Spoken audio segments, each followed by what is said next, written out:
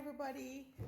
Welcome to week 19 of the Jamaican Gal Better For Me challenge, and we're using the Jamaican Proverbs journal.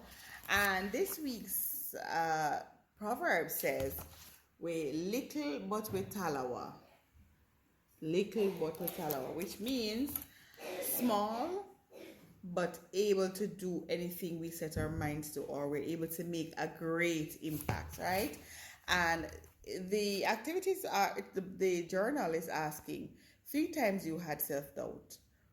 Was your self-doubt a result of your upbringing? How did you feel when you had the self-doubt? Do you still have self-doubt? What are you doing to eradicate this behavior? And it's asking, is self-doubt more harmful to you or your family?